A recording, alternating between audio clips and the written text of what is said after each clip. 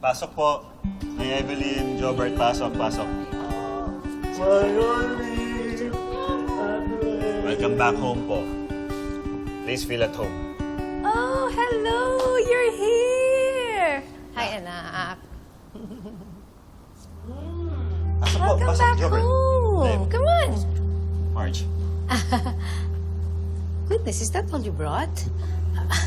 Well, anyway, it is easier to move, no? Kapag hindi masyadong marami yung pag-aari. As they say, less baggage, literally. Ma, please naman. Let's just make them feel welcome. This is for Jasmine. It's for the best. Yeah, of course. Oscar, dalhin mo na yung mga gamit nila sa guest room, ha? Doon malapit sa laundry area kasi I think mas magiging at home sila doon kasi hindi masyadong magarbo yung furniture. At least hindi nakaka-intimidate para sa kanilang galing sa simple way of life.